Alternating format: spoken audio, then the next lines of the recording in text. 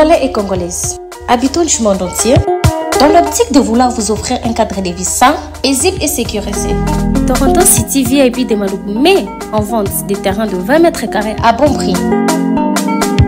Ces terrains bénéficieront de l'eau potable, l'électricité et des voies gravelleuses.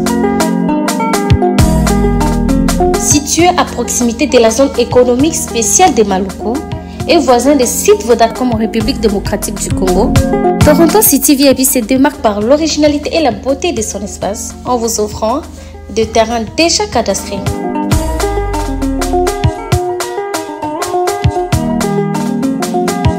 Biso Toronto City VIP de Maloukou. Toza non loin la zone économique, pene ya cité Vodacom. Toza awana ba parcelle il y a 20 mètres carrés na talo malamu. Possibilité de paiement, cash ou par échéance. Pour plus d'informations, contactez Papa Willy Mafoula au +1 905 730 15 40.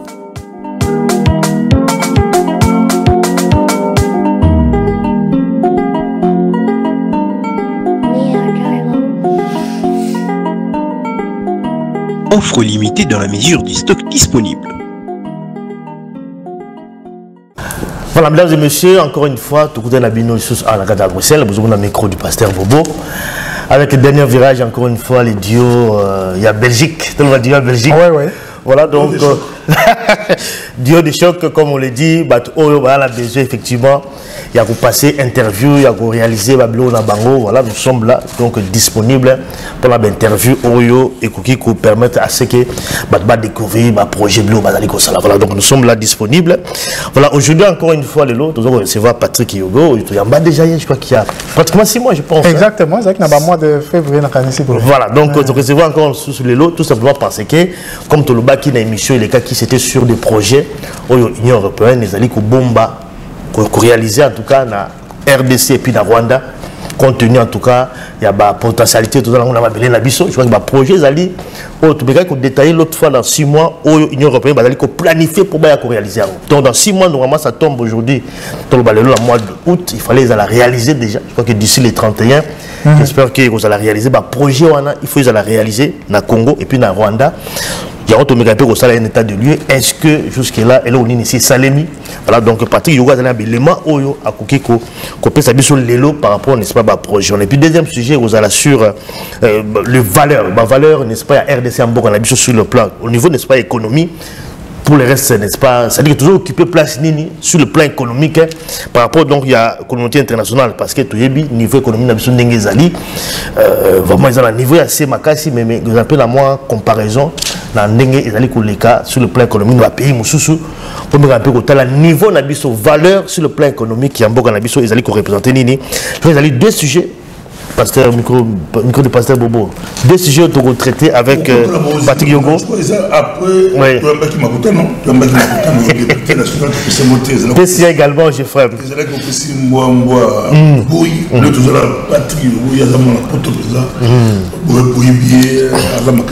Analyste l'homme a plusieurs casquettes,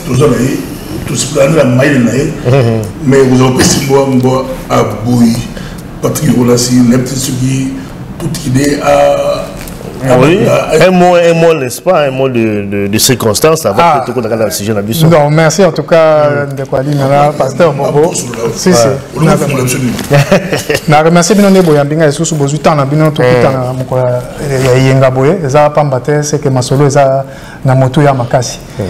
Ali na lobaki yango na sanza mi balé na février tozaki awa to sori makambo ya gateway global gateway à Union européenne 300 milliards bazo prévoir sur plusieurs années ba se repango na Afrique pe na mboka misusu pour canaliser les ressources il y a mokili mobimba pour le développement il y a mokili mais d'abord il y a l'Union européenne.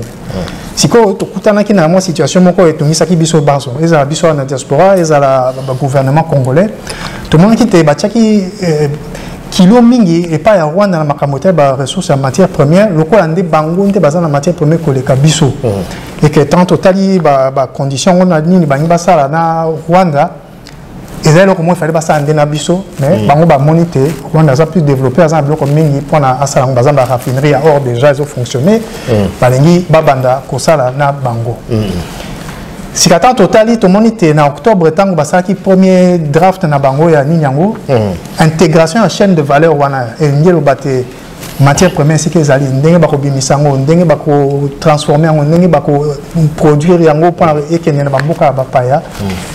Bati nyonso kaka na likolo ya Rwanda biso bino eza normalité Rwanda solo azana biloko na se ya mabele na ye mais oyo azana ngo koteka ko leki oyo ya azala kanango c'est-à-dire sur plus on est utare pa na biso ikambote to bi bon Union européenne babaki après 6 mois bakoloba biso te quelles sont les actions concrètes bango bani basala pour te bâtir plan on a projet on a en marche et ça pour la Rwanda et ça peut pour la RDC pour RDC ça un projet mingi peut corridor il y a l'obito au cas ça Cameroun Keti Ouganda et pas biso bimi na Zambie tité na Angola pour la matière première tous on est tango ya la colonisation que bimisa la matière première et Afrique qui est en Europe mais tout comme on a mi-août déjà réponse à l'Union européenne, tout le monde a été sali recherche dans le site de l'Union européenne, il n'y a rien. Mais tu as l'Union européenne, après 6 mois, les actions concrètes seront mises en place, puis beaucoup publiées en haut, et ça a des partenaires Rwanda, RDC et l'Union européenne, après 2 jours ouvrables, après ça suite. 2 jours ouvrables, toujours rien. Tout ça, c'est la carte de l'autre, bon. Sans apprécier dans notre tous ceux qui sans motoba et stili et à moins pardon stili de tokoye ba di kamango za ndenge nini. Patrick, mais je vois qu'avant parce que Mambango mon kimi Mambango puisque quand même toujours quand même l'émission les cas déjà avant tout comme on a niveau réalisation de projet de l'Union européenne parce que l'émission tout ça là qui je vois que comment ça par rapport à la réponse surtout pour matière première à Rwanda parce que tu vas douter dans makasi parce que mais gars non c'est Rwanda pas la matière première ça dit que problème déjà parce que bien le Rwandais là aussi on bien Rwandais parce que le lobby que Rwandais ba simala yo comment Rwanda azala ba Rwandais ba bango ba batela ba bibwele ba pomme de terre ballon na tout ça tant yo lobby la matière première c'est vrai que là ça choqué même des Congolais est-ce que matière première bango ba zo la ngwa bi bazoka la Congo surtout to zo la moi ke wala sur la matière première à Rwanda parce que n'habiter yo ba source information les années ni pour déterminer parce que Rwanda dans la matière première quand même pour tout me peu ko éclairer opinion na biso au balanda biso. C'est ça très bien. Les Arabes il faut questionner, s'interroger. Ngala ko tuna bino te bino boye bindeni te Rwanda za nango te. Ngala ko yebisa bino ndenge ni na yebi te Rwanda za nango. Naza ba document beaucoup publié yango. Les ba études scientifiques. Les ont là qui ça. Frontière entre Rwanda na Congo, na ba Tanzanie et tout ça. Côté ba volcan on est là, na ndenge ba matière première ezali na ngambo ya ndelo oyo ba mindele basala. Ndelo ba mindele nde basali mikolo. Mais na se mabeli ndelo zate eza wolo eza la coltan eza nini eza na ngambo mais mutako sabino te et pas na biso eleki et na qualité et na quantité. Et c'est ça il y a rien. Parce que parti où est Biso, ils ont des parties à Mounene ou les Aliwana. Où il y a beaucoup de parties à Mouké, du côté de Rwanda. Et là, la matière d'Indien, on retrouver dans Rwanda aussi. Niobium, éteint, nous sommes en anglais, mais nous sommes en tantalium, tout tantalite, donc coltan. Coltan aussi. Et c'est pas un or, cassitérite, nous sommes en anglais. Babé en gros les 3 T. Donc, tin, tungstène, na tantalite. Donc, éteint, tungstène, na tantalite. Ça s'appelle un niobium. C'est pas un niveau à exploiter. Tant qu'on a fait fond de la moula, on est par là. Tout le monde, par exemple, Félix Tshisekedi, l'accusation qui base au Yiba et Abisso. Yobi, Bango, Baza, Bango. Ça dit, ils ont le commis balé. Koyiba, na kozana le côté. C'est 2 choses différentes. Ce qui est aïbi au loco. Aucun tribunal est-ce moto aïbi telle chose, les arabes. Mais kolobate moto azana loco mon côté non, ça, ce n'est pas vrai. Ce n'est pas vrai. C'est pas là, au niveau où ça va y pas ça, on capacité pour ça. Mais bien sûr, parce que ça, ce sont les milliers de Mbongo, matière, équipement qui coûtent énormément cher. Tiens, en place. Dès que vous avez un gouvernement, bon, on a exploité, mais bino n'a pas ça, bino boyé, et puis on a causé boyé. Dès que vous avez pays africain, mingi pote, quantité de misaka, mingi gouvernement africain, bah il va combien? C'est pas la capacité de l'usine, pas exploiter comme monde de l'Obangon. Bah ça déjà dans l'usine, il y a raffinerie à or. Oui, oui, Ezali. Non, non, Ezali. Mais pour la raffinerie à or, il y a encore peu signé aussi na président Bisso pour la co. Mais Bango a qui avant déjà. Parce que déjà na raffinerie na Bango. Makambo lobby ya ko ndenge bloc ezobima parce que tant bazo teka plus que au bazo produit ezo utawapi. Na Bango ba territoire ya Bisso yo Bango ba conquérir.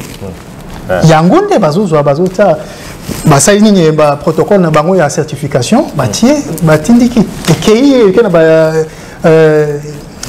nani ba Émirats Arabes Unis bazo transformer en okuna et puis ba yoteka bloc ngwa. C'est ça le vrai problème. Il faut que les souverains na bloc so comme bio il y a un élément tribunal il y a des tribunaux internationaux, Organisation mondiale de commerce, qui pour récupérer le bloc. Est-ce que l'injustice c'est quand même quelque part là? Parce que est-ce que nous allons la force autour de Rwanda la justice pour gagner aussi? Parce que c'est aussi le problème. Et ça question de souveraineté, c'est question il y a pouvoir, il y a force. Il y a na bandi ozana moi raison côté wana. Force en auto méthode ya kosa on perd beaucoup de temps à coller là ba ibingai ba ibingai mais ce ba ibi au fond ça nini soit on landi moto ibi oboto le loko o récupérer loko yayo soit on bengi bato bazana makasi ba récupérer ngo siko bato makasi za te bono sa bitumba kuna eza bokena ba tribunaux commerciaux bobitala Rwanda azo tekela bino biloko azo produire te et uti wapi ngana ezo ke uti pa na biso ako continuer mais to funda ba to beta ba ma kofi lokola Ukraine ngolo abando beta Russie to comme to la mukula to boy Ukraine a contre la Russie abando beta Russie biso Rwanda to le la to funda ba no so to funda ba to beta pe ba ngo c'est comment go beta Rwanda na boy ko kota na ba discussion wana Rwanda Ukraine abando beta Russie. Et ça compliqué. Non, pourquoi? Le nombre, quantité à bateau ne suffit pas pour faire la différence. Aux exemple, il y a Ukraine et la Fédération Russie. Et puis les conditions ne sont pas les mêmes. Voilà. Russie a agressé Ukraine, n'a idée à changer. N'a idée à renverser le gouvernement, le président, le président n'a pas ça soit Crimée, comment il y a. Au moins. Fédération de Russie basée sur la population collègue à Ukraine. Mais l'Ukraine a tenu depuis 2 ans. Parce que Mando qui est mais ukrainien. Donc ce n'est pas parce que Bissot a 100 millions d'habitants, tout le bâtard à 40 millions, capable de faire d'être réussi, ça a 1 million de soldats, après 1 million, mais certainement moins. Donc ce n'est pas le nombre qui joue. Stratégie militaire, sur l'Ukraine, on a ressenti stratégie, c'est qu'ils allaient.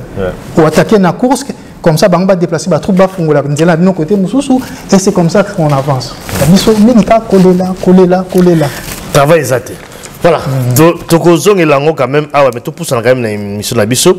Il y a quand même la ligne quand même avant tout aborder suivi, n'est-ce pas, projet Oyo. Il y a toujours quand même sur les projets proprement dit parce que le baki bon projet on a moins déséquilibré oh bon ça en Rwanda et ça a miné que ça la Congo alors que biso tous les pays en nous avons aussi la matière première et délai tous ceux vraiment que pour la communauté qu'on réfléchit moi mémoire la bateau bah projet au Union européenne il y a ça et ça en Rwanda et ça nini na Congo bah prévoyez nini pour tout mégapi qu'on se situe et puis avoir tout l'engagement le suivi non.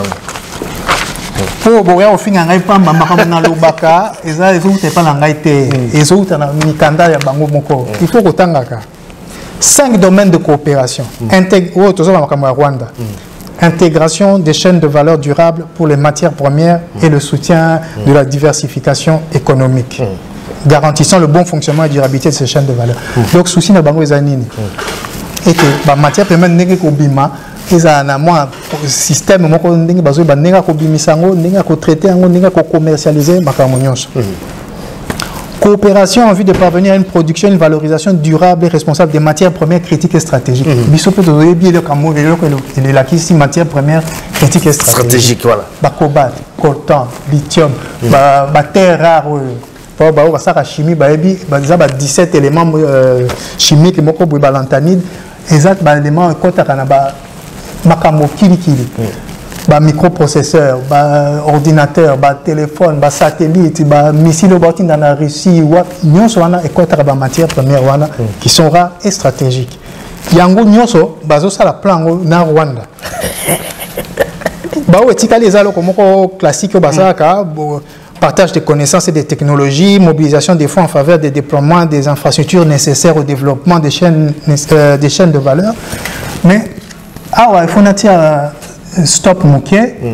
N'habite sur le boyo qui mikolote. Rwanda a signé protocole Mususu na entreprise moko américaine Nano Nuclear Energy. Banyi basala ba mini réacteur nucléaire pour produire énergie donc électricité et tout ça. Nucléaire, c'est-à-dire avec uranium. Uranium, bien sûr. Banan bazan uranium côté wana. Car Congo.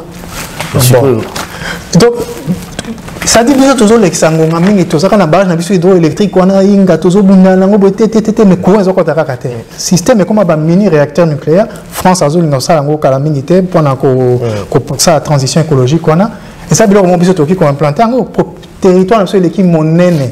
Barrage à Inga hydroélectrique, on a pour tout ça l'optique qui partout, il est difficile. Tout signé par contrat, on a. Au contraire, tout ça a uranium. Tout bon, tout ce uranium, la centrale mini centrale nucléaire. Comme ça, tout ça attaque courant à 26 provinces, mais à 10 où il y a miné, l'escape, tout ça indiscret monnaie. Voilà ce que Bazo ça a Rwanda projet na bango. Oh, le soko tali au Congo. Bonne gouvernance, paix et sécurité. Biodiversité et agribusiness, énergie renouvelable, développement humain, mais tout ça intégration des chaînes de valeur durable et ça une mobilisation des fonds pour les infrastructures paysannes à Kati. Mais au Congo pena monnaie nous avons les documents photo mingi bâti ça transport il y a matière première et où Cameroun kuna na Douala et qui était na Kampala, na Uganda, et côté na Congo, et bimi na Zambie, et qui est na Angola. Pour que ça la matière première. Voilà, et là que bazo ça la pour na Congo, na bazo ça la pour na Rwanda.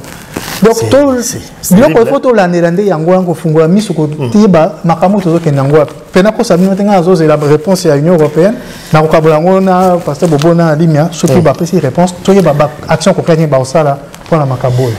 Voilà, je crois que là, Batoualandi, Bangomoko, Bazoumo a quand même un déséquilibre Ezali.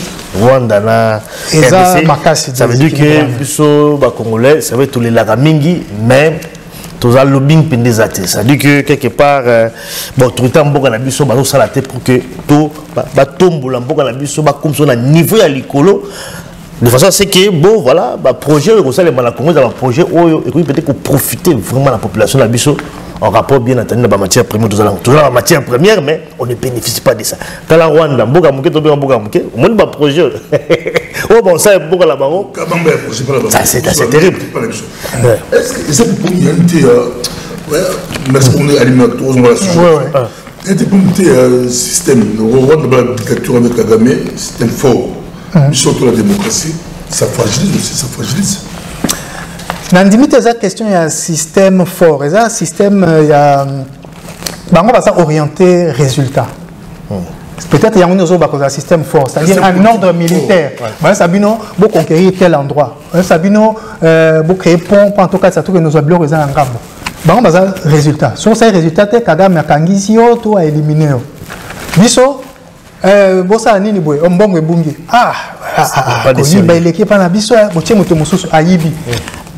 moyen te moyen loba ezate to zara justice loba et puis lobby azongi ministre sénateur député On n'avance pas pour il faut sanctionner quand le résultat n'est pas atteint. Ce qui te changer, c'est ça être un régime fort, c'est-à-dire que ça est mal sanctionné et que Moutou soit un mandat à l'État, il faut travailler pour des résultats. Pour les résultats. Pas pour la dépense, pour la cause, on a ministre, 5 voitures à cortège, une bonne installation, mais Moussa ça nous n'avons pas dans la côté.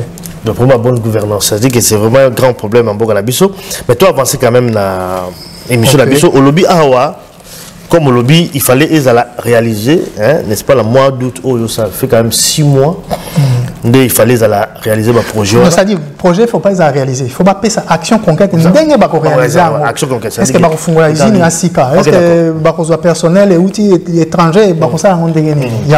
Alors maintenant, 6 mois de coquilles, mais il n'y a pas de retour, ni sur le site de l'Union européenne, ni courrier de Tine Bango. Nos réponses étaient. Mais comment est-ce que vous concluez ma place? Est-ce que vous êtes retard? Est-ce qu'il y a quelque chose là? C'est de vous. Les parties prenantes, Rwanda, Congo, na Union européenne, les deux, il faut pas yokana, surtout est-ce qu'il y a un projet au Salema, donc RDC na Congo, RDC na Rwanda. Voilà, biso na programme toza na ngwa kosa corridor lobito toza boye toza na société moko esala ka banzela tout ça, société en kosa la partie ya nord ya Congo, au partie à ouest ezala bato moko ya nini boye tout ça. C'est ça que on attend de part et d'autre. Si on a causé na ye baso ki Union européenne côté na ye, parce que l'Union européenne côté ce qu'elle va apporter, ce sont les financements. 300 milliards pour le monde sur 5 ou 7 ans plus ou moins. Il y a un débat sur ce que vous avez prévu de faire. Peut-être que on est déjà traîné, mais nous sommes de Roland de la Rara. Alors peut-être suite à l'élection aussi, parce que l'élection de Rwanda également, il n'y a pas longtemps aussi. On ne s'est pas rassuré sur le processus électoral. Il y a ça, il y a l'Union européenne elle-même, l'élection tout ça qui a le 9 juin. Il y a des pressions, l'Union européenne a pour t'es en intimité. Tant que tu as deuxième sujet, on comprend que tu as un problème côté et puis aussi à l'hostilité, la RC aussi, je crois que l'avancée à la rebelle aussi, tout le monde a avancé, instabilité là. Est-ce que le projet a gros réalisé alors que les pays arrivent dans le cadre? Évidemment, les bon, disons. Ils appellent intérêt à bisoter quoi, ils appellent intérêt à bisoter quoi. Mais au moins, ils sont là. La communication, quand on dit que va avancer, on fait que va avancer. Mais disons la territoire, on aura même la communication. Mais bien toujours récupéré, parce que c'est ça l'important du Kamoba qui a le régime fort. Tant que c'est ça encore tout manipulation. Mais de toute façon, mais toujours récupérer des pratiques à lobby. Mais est-ce que, bon, ils ont retard. Bon, moi je crois que sur tout le monde, retard négo a dû l'élément tout du coup avancer, c'est-à-dire qu'il y a une situation d'instabilité aussi en Boga-Labiso. C'est sûr que les conditions ne sont pas réunies. Les conditions ne sont pas réunies pour réaliser le projet, mais préparer, planifier le projet, ça peut se faire. Et même côté et comme élément à risque dans le projet, voilà, et et ça il faut tout ça tout traité de paix pour te tout ça à Nignoana. Alors bon, ça fait des moyens pour calmer ton côté. Et ça c'est vrai, et puis bon voilà, l'élection peut gagner en Europe aussi, l'élection européenne, il y a pas 9 juin, voter 720 € de députés, ça c'est très important. L'Europe est ils ont viré plus côté droite. Il y a politique économique et tout ça. C'est-à-dire au moins il y a nationaliste. Alors que l'Union européenne c'est une sorte de fédération. Mais il y a plus nationaliste. Hongrois, italien, français. Député, il y a extrême droite, topé droite. Et bango ko aider mon kilomobimba bango c'est un amote ko beb ça bon contribuable prendre un pays mon boyer se prendre en charge était tout ça joue aussi ça joue énormément donc il y a aussi retardé quoi bon en fait comme il y a une promesse sur le l'administration doit fonctionner donc le 31 août ceux qui aujourd'hui yano to kabulana bino. Voilà, donc ça c'était suivi par rapport donc à projet Union européenne réalisé dans le monde entier, notamment la Congo, la Rwanda.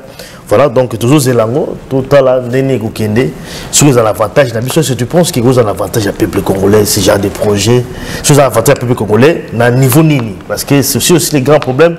Bon, on peut dire que tout le monde ne peut pas se retrouver. Le peuple congolais va se retrouver comment le projet a beau.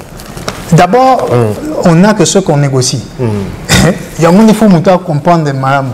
Ce qui tous les habits mis à Toboye, Tokutanina, Kolo et Sikao, là, il y a un sorinaye. Nambi bon, na loué sika na yo pour na 100 €.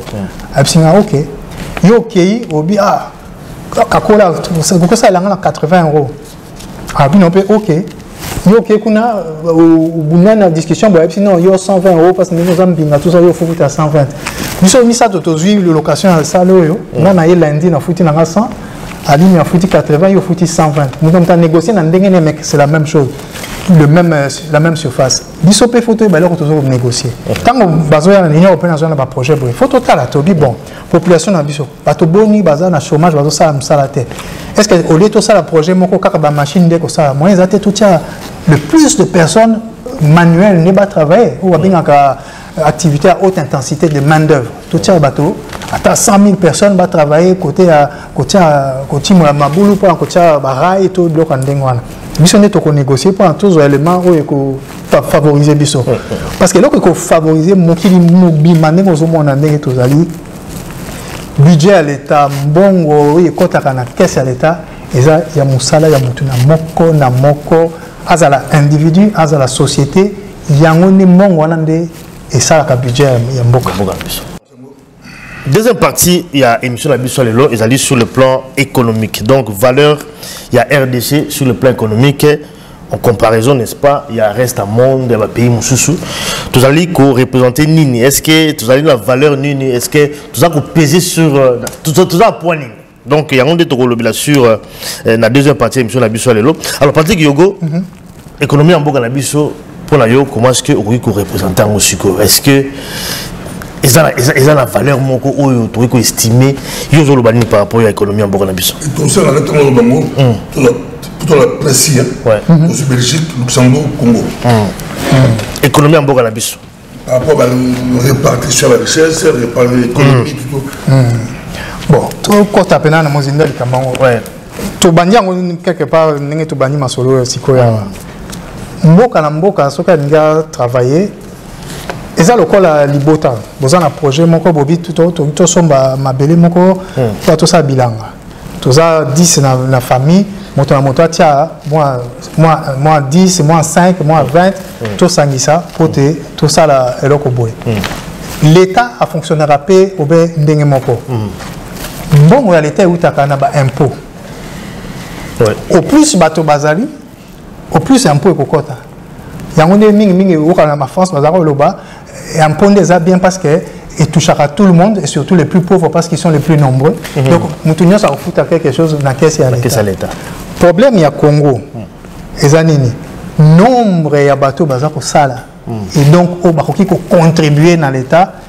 Eza moké topé eza difficile à koyeba. Tu dis que tu as plus ou moins 100 millions d'habitants. Si les autres ont un chiffre précis. Dernière fois recensement officiel dans les années 80. Dans les temps, on a 10 ans, la dizaine. Ils ont mawa. Tu as demandé pour la première fois. Si c'est un recensement officiel national, c'est ça été. Tout le temps, on a le recensement, quand on a le recensement, on voit qui travaille, qui ne travaille pas. Qui sont en âge de travailler, qui travaillent, et qui sont en âge de travailler, mais qui ne travaillent pas. Tant au stade de catégorisation, on voit il faut ça le programme pour la base ça la moussa. Tobi makamosa ba raffinerie to banina qui je crois ça recteur il y a université moko la technologie qu'on a à Kinshasa azo senga ba moyen na ingénierie technologie tout ça. Pourquoi programme à l'état mais ça le makanding botali bobi voilà toujours kota énergie renouvelable pour na ko implanter ba panneau solaire ba nini ba mini réacteur nucléaire ba nini faut tous na ba ingénieur. Donc, tout le monde, il y a des ingénieurs qui pour un tour avancé. Dans ce cas, on a passé à ce qui te comparé Belgique, beaucoup de travaillé, puisque tu as installé, dans le Congo. Tu as deux éléments. Superficie. Bétant Wikipédia, en Internet au monde, hein, superficie à Belgique, 30 688 km². 30 688. Population, on peut savoir le chiffre à 2022, 11,69 millions de population. Voilà, super. 11 millions. 11 millions. Kinshasa, parce que tu as vu récemment, on a noté, on est au-delà de 13 millions. Plus de 13 millions de là. Tu es en Belgique. Yoka Bango, 30 688 km², 11 millions d'habitants. Yoka bien budget à l'État il y a 2022. Mais il faut que vous me rappeliez, parce que vous avez ça. 294,5 milliards d'euros. Budget à Belgique. Vous avez un document, est-ce que... Oui, c'est ça. Pour les 11 millions de personnes. 294,5 milliards d'euros. Mais peut-être que vous imaginez ce que c'est 294 milliards d'euros. Tala Luxembourg, quel est ce sous? Ce que tu as une carte où il y a ceux qui sont Belgique, et tout ça, exactement.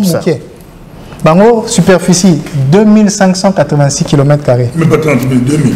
2586 km. Population, combien de temps 1 million de terres? En 2022, Bazaki, 653 103 personnes. Même pas 1 million. Même pas 1 million. Il y a un budget. 11,125 milliards. 11 milliards. C'est-à-dire que dans 2022, tant Congo a un budget à 9,9 milliards de dollars. De l'état qui à peine. Tu l'équité? Luxembourg, aussi petit que soit cet État, la population a moins d'1 million, mais il y a un budget, il y a 11 milliards d'euros, pas de dollars, d'euros. Mais ce qui, ça quand on passe dans la analyse, on a les chiffres, il y a calcul,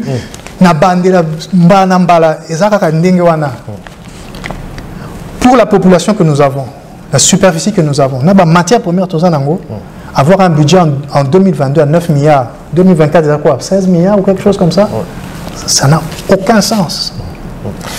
Ça n'a aucun sens. C'est quoi l'Union européenne soit terminée à Azoto, à Rwanda, pas n'a beau autant de chiffres à Rwanda. Pourquoi il fallait plus rien pour tout. Bolini pour ça la recherche binomoko. Atali petit pays où on a plus de la population à 12 millions ou 13 millions en 2024. Ce qu'on tali bango na otali makambo bazosala na mwa moke ya bato bazawana otali Congo na makambo nyoso za nango na otozosala, il y a vraiment un problème quelque part. Un problème quelque part, mais je crois qu'avant tout dans détail. En fait, on peut quand même avoir raison. Hein, pourquoi est-ce que Bissot doit aller budget ou soulever le problème de recensement? C'est-à-dire que tu as un nombre, donc c'est un peu difficile. Est-ce que tu penses que les recensement et la population est à la base ou autre chose aussi? Parce que même si tu as évité, mais quelque part, ceux qui montent, ils ont tourné quand même. Voilà, le budget, comment maintenant aussi c'est. Tu as quitté Laurent Désiré Kabila. On a compris le jeu, on a effacer. Mais Kabila qui ou les Kabila qui ça fait pour ces 10 ans, les deux Kabila, Pierre oui. Ça va faire pour ces 10 ans. Qu'est-ce qui empêcherait Bissot Moro, tout ça, le recensement, Bissot Moro, tout ça, aux autres langages, non.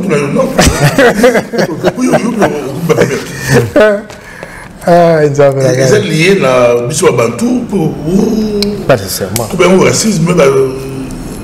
Bon, nous avons des questions parce qu'il y a une question à Liboso. Recensement, ce n'est pas la cause. C'est un moyen pour détecter, comprendre pourquoi ça ne fonctionne pas. Cause est outil plus loin.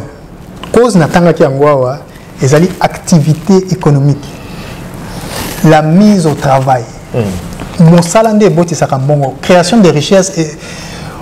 Moi, qui vit au Belgique, défi sangaye, États-Unis, défi sangaye.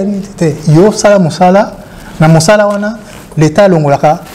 Tantôt 20% ou 21%, tout bien en TVA, 11 ou 33%, tout bien impôt sur les personnes, sur les revenus, impôt sur les revenus locatifs, et encore ça c'est provincial ou communal, mais bon, il y a l'État où tu as des wana. Problème, l'outil pour détecter le problème, c'est le recensement. Mais pour créer la richesse, il faut mettre les gens au travail. Quand on sait que il y a autant de personnes qui ont l'âge de travailler, mais qui ne travaillent pas.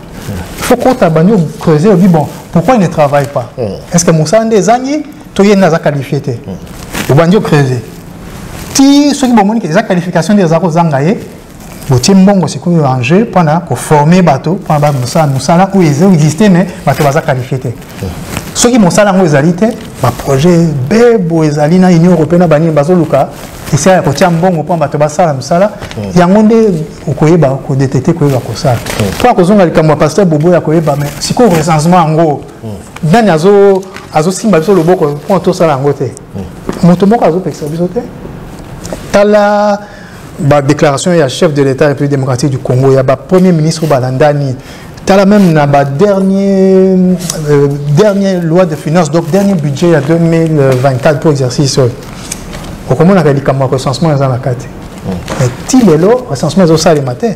Parce que le recensement est à deux niveaux. Il y a le recensement national et puis le recensement au niveau de la province. Parce que beaucoup de gens à Kinshasa, à Kinshasa, dans les 26 provinces, il y a des abonnés.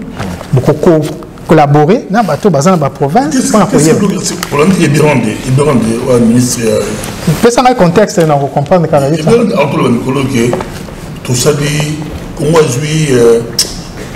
dans le numérique, c'est central, il est qui a fait central pour le recensement. Ça peut aider sur le recensement. Moi, j'ai rien contre tous les projets, tous ceux qu'ils annoncent, tous ceux qu'ils font. Moi, c'est le résultat. Au début, le recensement n'est pas seulement. Moto akende nanda kwa moto abeti bozaka boni wapi la kisanga carte d'identité non la carte d'identité du kamote la kisanga carte d'électeur la kisanga carte d'étudiant ba noter même biloko ba outil ba sala qui prend la élection on peut s'en servir pour faire un recensement tu n'as pas besoin de construire un nouveau site le plus grand d'Afrique mais vous êtes à combien je ne sais pas pourquoi vous avez construit ça le recensement c'est porte à porte aussi longtemps que l'électricité ça partout on reçoit un recensement électronique théorie ba mutu ye moko remplir nga tozaka 7 na ndako yo ngai papa maman na bana boye na bana ya bande kwa mwasi na nga bazali tout ça les résultats il faut commencer à travailler avec des résultats des objectifs à atteindre pas dépenser on construit des immeubles intelligents ba centrale soki ni nyango digital et l'équipe mokini mobimba mais budget mieux à combien 16 milliards Luxembourg 11 milliards. Mais ils savent exactement ils sont à combien et tout fonctionne. Mais bien 2 millions 345 km Congo et donc à Makassi. La qui ça te à Makassi. Tout le monde nango à Makassi. Mais pour le budget on ne crée pas de richesse. Parce qu'on ne crée pas de richesse, l'activité économique. C'est ça la création de la richesse et aussi pour la corruption aussi hein, parce que là aussi c'est aussi un aspect.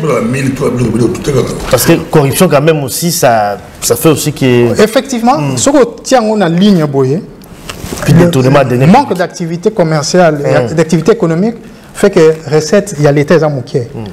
Si ko na recette za mukie wana obakisi sikoyo baza ko lia mbongo na kati ba recette wana. Finalement parce que ba montant tout autant il y a Luxembourg na Belgique c'est ceux qui ont réellement dépensé. Ce que tali ou ya Congo ba exécuter qui réellement au comment on a fait en fait montant non ça qui il y a une basalité c'est souvent en deçà de 9 milliards mais exécuté réellement en fait ok discussion sur les répartitions n'est-ce pas à budget mais quand même on peut avoir un exemple aussi à pays aussi africain un autre pays parce que je crois que dans le niveau comparer ils ont un peu mieux parce que bon Belgique est un pays moins développé bon mais par exemple à la limite il fallait quand même un pays moins Afrique à Angola pour le Rwanda apparemment nous Rwanda tête nazo aider gouvernement la biso pour la base à calme sinon ça va un problème dans mon thème toi mais on comparer par rapport à pays africain ça serait bien intéressant hein très bien c'est un peu technique mais on a simplifié bien voilà ouais nous allons Égypte, population n'a pas 88 millions plus ou moins. Comme ça, tout en attaque superficielle, 88 millions. Alors, c'est quoi dans le Sabino, en 2022, c'est création de richesse par tête d'habitant. C'est-à-dire, Mbongo, Basali, en 2022, divisé par la population sur une année. Égypte, sur une année par habitant, 81 millions et quelques. En 2022, Basali, 4 587 $4,172 par habitant. C'est-à-dire, chaque individu égyptien a créé, toute la richesse, il y a $4,587. Vous avez appelé ça Rwanda. Rwanda, en 2022, chaque Rwandais a créé $1,004,718 par an. Donc, création de richesse dans Bango divisé par nombre de population par an, bah, ça lit 1,004. Congo a sali $681. Dans un pays africain, ça représente quoi au niveau du budget? La nouvelle représentation du budget, c'est que le pourcentage, tout ça là, les milliards, ça fait combien? Ça, c'est des calculs un peu plus complexes. Mais c'est-à-dire que le budget, bah, ça a aujourd'hui richesse créée. Donc, produit intérieur brut. Au Tali, en gros, soit aujourd'hui 33% ou 30%, il y a richesse au Bokani, c'est les boursa là. C'est que vous savez, budget par rapport à ça. Dès bon, calcul, il y a budget. Au Tali, richesse, tu estimes que tu as un bon boyer. Budget, ça représente autant par rapport à nous. Je crois qu'on a 4 documents en gros, où il y a Congo, pour en 2022. Le budget du pouvoir central de l'exercice 2022 est présenté en équilibre, $9,9 milliards, chiffré à 14 milliards et quelques. Produit intérieur brut nominal, 119 540,82 milliards de francs congolais.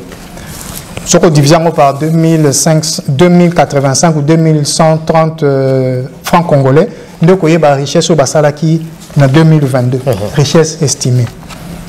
Mais ça correspond à quoi en réalité? Nathalie ici au Rwanda, ça lit $1,004 par personne. Congo, ça lit 681. Iran, ça a presque même dimension et tout ça, $4,054 américains.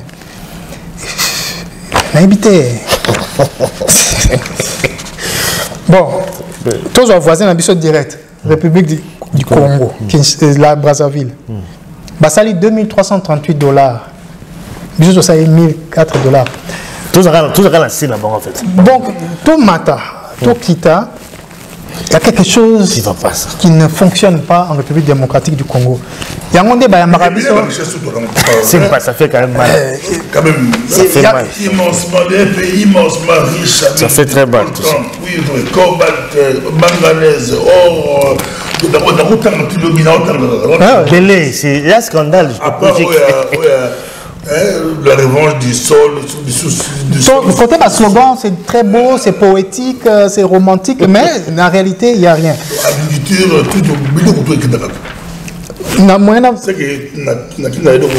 La corruption. Ça va. Mais corruption, ils ont lié à un dame où il y a des recettes, puisque tu vas travailler pensate. Ouais, ok, aux avons. Faut comprendre bien, parce que comparaison des pays, ça a éclairage. Oui. On a beaucoup de richesses. Est-ce que à quoi est-ce qu'on dépend? Merci la question. Peut-être on y compléter. Par rapport à il y a des recettes aussi, il y a des tu ne penses pas qu'il y a ce circuit informel aussi, il y a un peu empêcher de maximiser aussi. Parce que les gens travaillent, mais ils travaillent plus dans le noir, tout le bas. Il y a deux sens. On a fait dans le répartition de la richesse, surtout répartie équitablement, même si les gens ne travaillent pas comme en Arabie Saoudite, d'abord, on ça la terre, comment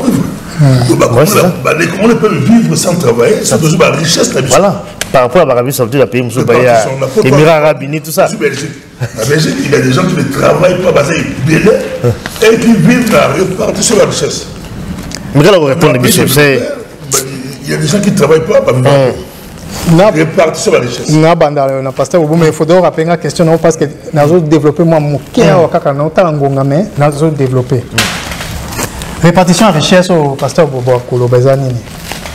Nous avons une comparaison. Dans la Belgique, 21% du budget dans Bango, il y a 294,5 milliards d'euros. 294,5 milliards d'euros. 21% d'Ango, ils ont une pension. La pension, bah. Donc, premier poste, il y a dépenses. Il y a le gouvernement belge en 2022, les pensions. qui représente 61 milliards 845 millions d'euros. Pension les années, Motoasali, Assisi Moussa Naïb, revenu de remplacement. Ça, c'est sous terre, mais il y a Kotizaki, tout ça. C'est un bon. Continuité, il y a revenu. Deuxième poste, soins de santé. 45 milliards, c'est-à-dire 15% il y a budget. 45 milliards d'euros. Vous soignez maintenant. Aujourd'hui, répartition de richesse. Répartition de richesse, vous avez comme dans l'hôpital, l'État a pris en grande partie en charge. C'est ça. Enseignement, 11,8%. Donc 21%, pension, 15%, soins de santé à Moutounyos, 11%, et quel enseignement. Vous avez comparaison avec le Yana Congo, gestion des administrations publiques. Fonctionnement de l'État, dépenses du personnel et tout ça. Le gouvernement belge, en 2022, n'utilisait que 7% de ça. C'est-à-dire 20 milliards, et l'équipe coûte budget, il y a 2022, on a 9 milliards de dollars. 20 milliards et qui est la gestion des administrations publiques. Fonctionnement d'Ango, Bafé, Nango et tout ça. 20 milliards! Mais si on milliards, et on gagne. Mais la Belgique donne 20 milliards. Mais il y a quoi cité? Dépenses du personnel dans la RDC en 2022, 31,4%. Il y a budget. Donc, dans 9,9 milliards de dollars, c'est 31%. 31%, le tiers, et qu'il y a la dépense du personnel. Donc, c'est 3 milliards de dollars. Et tu as 60%. Dans 60%, dans ce que tu as dit, ici, qu'ils ont kendé. Bon, le bas, ils ont inventé des chiffres. Dans le document, il y a l'État. Ils ont engagé. Ah, il y a un dessin. Voilà. Pour vous qui n'a tembe, Oyoka. Premier poste de dépenses à l'État congolais en 2022. Dépenses du personnel, 31,4%. 3 milliards de dollars. Deuxième poste, la langue équipement. Donc, tu éviter précisément quoi, mais équipement. 21%, il y a budget. 31 à 21, tu as combien? 52%. 2 milliards. Donc, c'est quoi le troisième poste? Transfert et intervention de l'État. Ces dépenses contiennent notamment les interventions de l'État en faveur de certains services et permettront d'assurer le fonctionnement des provinces, des administrations financières, de l'inspection générale des finances et renferme également la quote-part patronale pour la Caisse nationale de sécurité sociale. Les agents. Combien? 19%. Donc, tout comme il dit, parce qu'il y a 60%, il y a budget à l'État, et autres qui n'y a pas fonctionnement. C'est que tant que nous avons fonctionné, pour quel résultat en réalité? Quand vous dites que vous fonctionnez, fonctionnement de l'État. Vous sommes dit que tout cas Sika, imprimante à Sika, vous savez centrale numérique à Sika. Voyage aussi la Kati, frais d'émission. Mouta la bon aussi les autres qui que vous savez ils dépensent en autant que ça là, ils ont apporté résultat nini. C'est ça le vrai problème. À quoi sert l'argent qu'on a?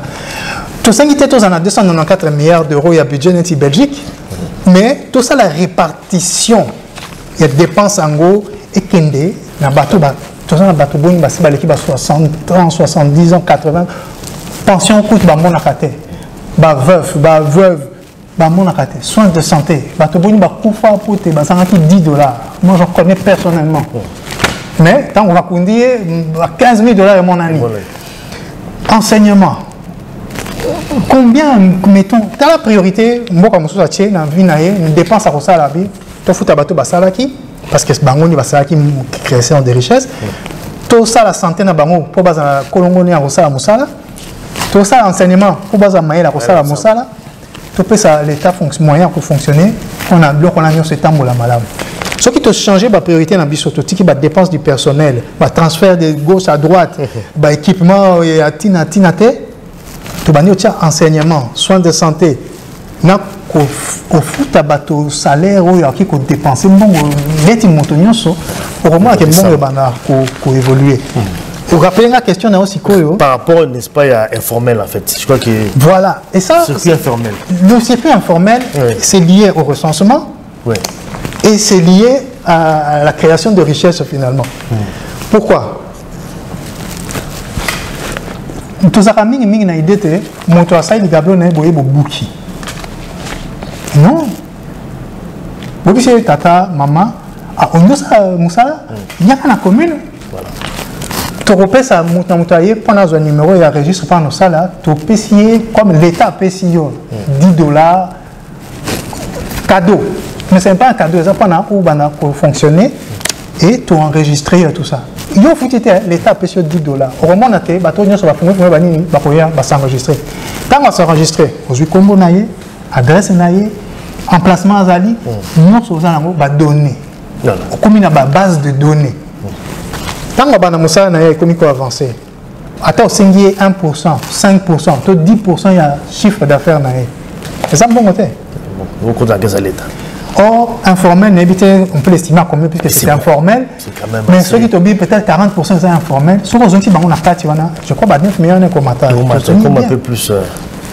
Imaginez Kaka, peut-être qu'il y a un souka, imaginez Kaka, Congo, dans mon Lelo, 20 millions de Congolaises et de Congolais. Baba, ni fout ta contribution, c'est au foot à Kara. Neti, en Belgique, 33% maximum, il y a mon salaire revenu aux Ouaki sur toute l'année. Neti 1000 euros, tout ça à 1000 euros ou $1000. Congolais, 20 millions ou 22 millions de Congolais, bah fouti 1000 $ par an. Tout cas, ici 22 milliards. Kaka, impôt sur les revenus. 22 milliards. Si on arrive à trouver 22 millions de Congolais qui contribuent en plus. Ce qui le gouvernement a prouvé que 22 millions de personnes dans le Congo, $1000 €, $1000 par an, c'est $83 par mois. 83, quelque chose. Bateau Basalaka, ceux qui savent avoir madame, à qui coûte contribution, beaucoup de même imposer pendant 2 ans pour tous moins force. 22 milliards de bima, quand la contribution est à moto, ceux qui on trouve que 22 millions qui payent $1000 par an. Une année, 22 milliards est mon ami. Et je passe les bons du trésor, bons d'État et tout ce qu'on peut faire. Voilà, je crois qu'il a donné Yangoyo. Bon, c'est vrai qu'on va peut-être pas aller plus loin. Je crois qu'on a quand même dit l'essentiel. Bon, tu as la diaspora, tu as la nationalité, tu as rien. Dans la conclusion, en fait, parce que je crois que tout comme à niveau, on est toujours en cause. Oui, moi, question, quel est le retour de la ils ont la contribution que tu peux savoir, tu peux savoir il y a $50 l'aéroport. Ah, bon, go passe. C'est bien respecté. Go passe. Attends, vous voyez 10 fois au Foutango, attends, vous voyez 100 fois dans le mois, on a des mots qui partent. Côté bon, côté à prendre des mots.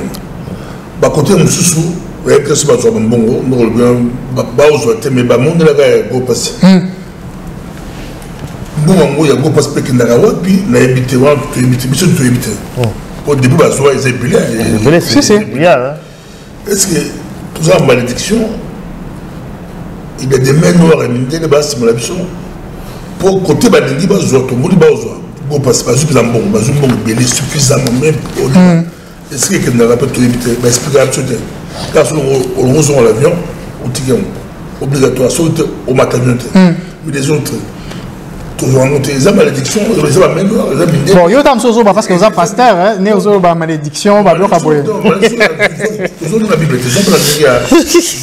Même dans mon clip, pas parler. Mauvais œil, qu'on voit que la moto. Est-ce que tu vas prendre?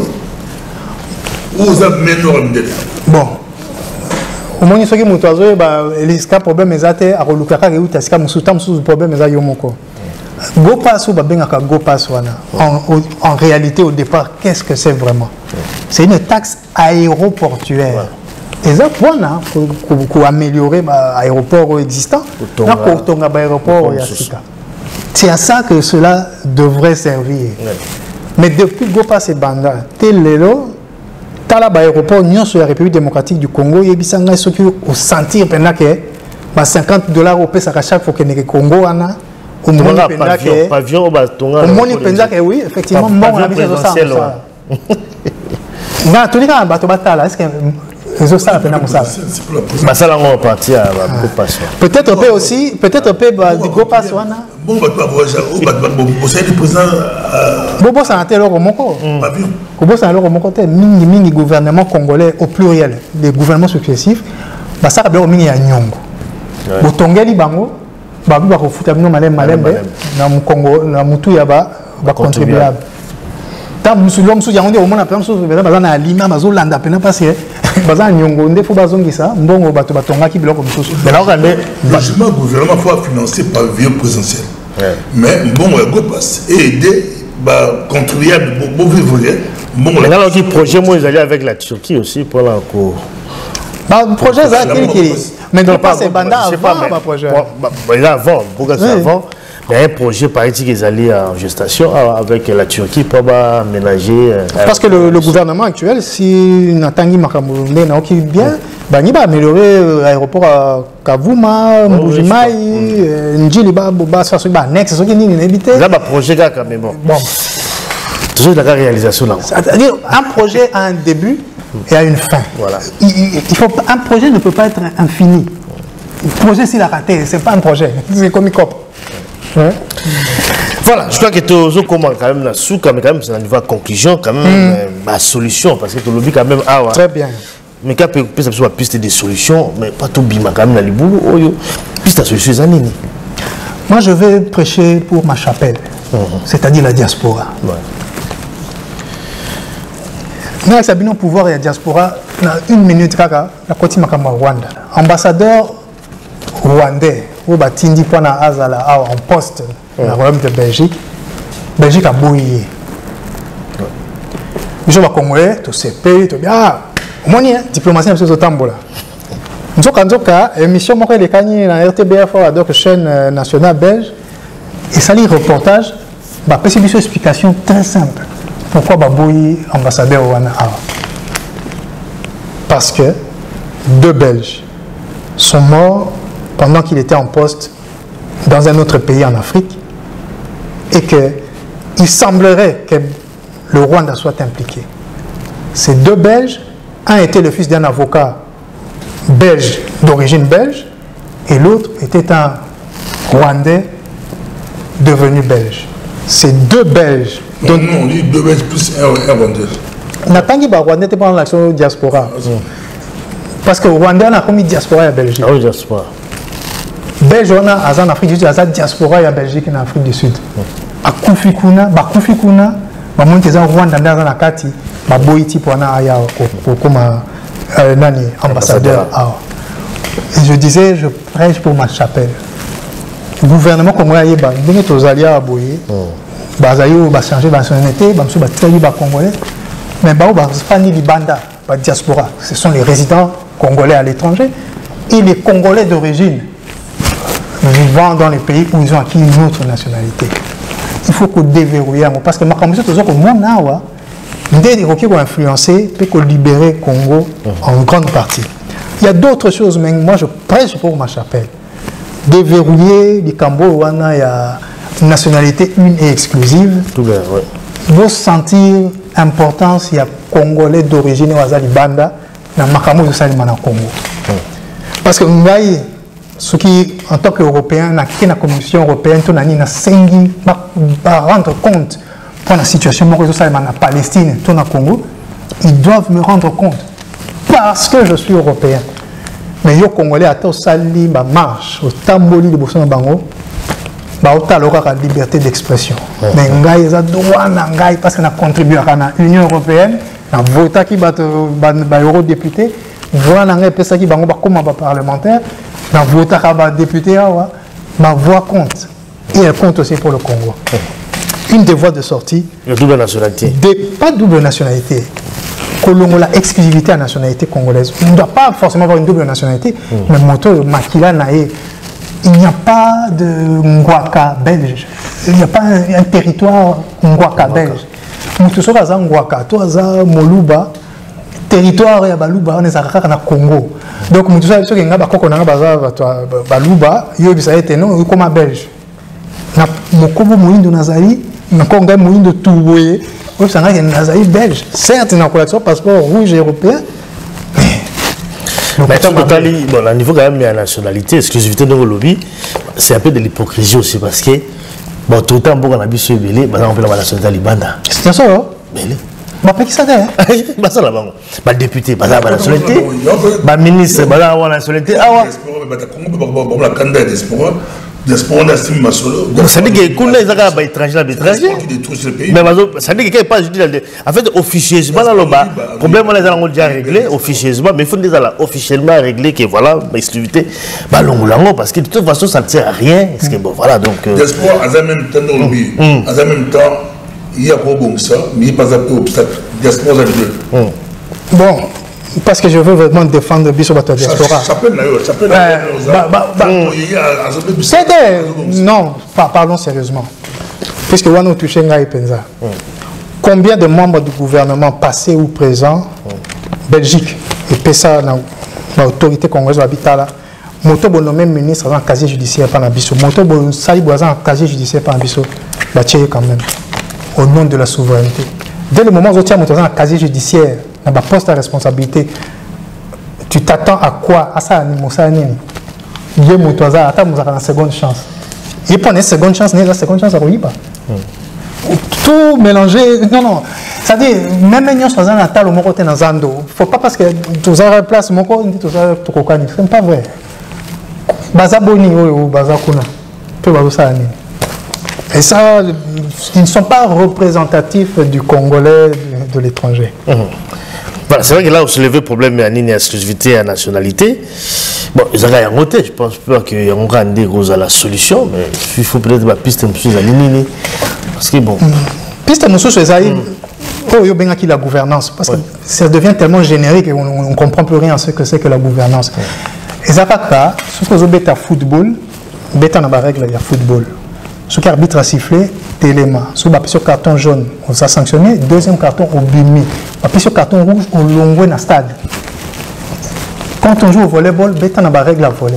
Ce que vous gérez l'État, il faut fonctionner avec les règles de l'État. Je m'excuse de le dire.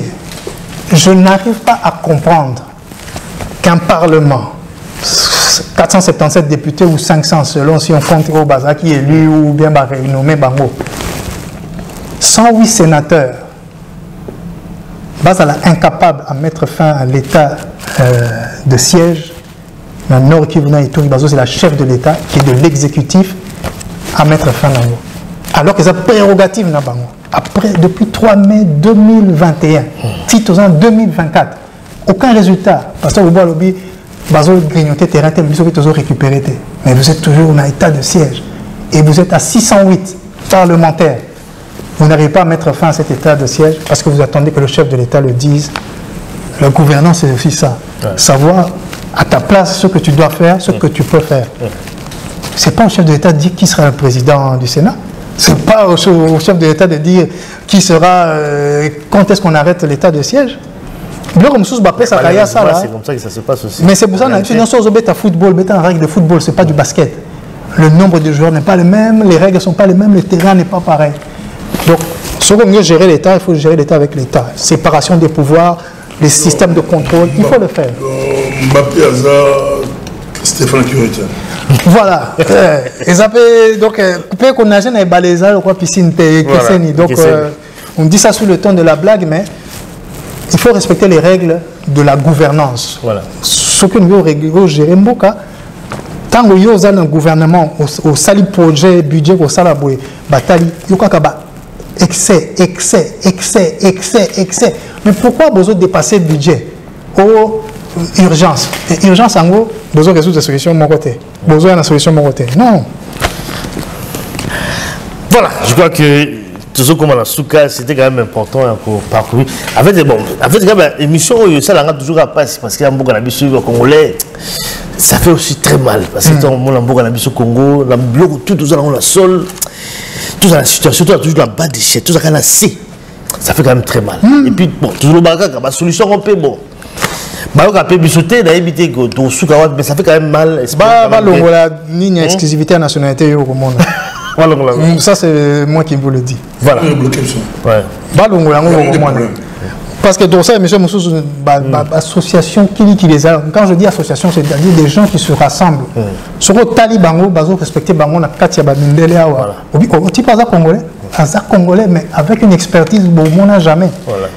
Azo Kamaru, tu peux croiser dans le couloir. Vous êtes d'où? Du Congo. Je ne savais pas qu'il y avait des Congolais ici aussi. Après, si on monte, on dit Kaza Mokondi Monene. Mais bon, on a na TVT, bon, on a été. Mais on a enfin. Bon, on a l'exclusivité, on a beaucoup de films. Donc voilà, mon espoir, ils arrivent à bouquet. Donc on a voilà. J'espère espoir, ils arrivent. Moi, espoir, ils arrivent. Donc espoir la diaspora, mais comme passé Bobo à lobby, c'est vrai que dans le niveau à Congo, diaspora, ils arrivent mal vu. C'est tout à fait normal. La diaspora, c'est dès que tu as sa communication, la biso, na binomi boye. Nato la qui sabino l'autre Congo. Voilà, passez votre comme la souka émission, c'était intéressant de recevoir Patrick Lelo encore une fois. Tourne la souka, on a eu besoin de souka d'aller pour clôturer complètement. Tout ça, on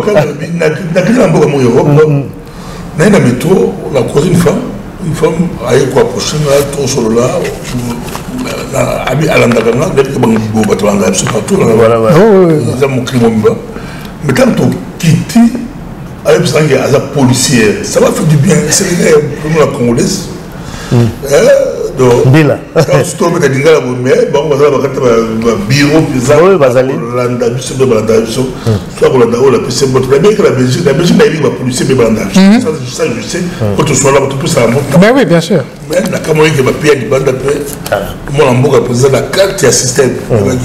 C'est parti à l'objet, c'est qui va salir dans le système.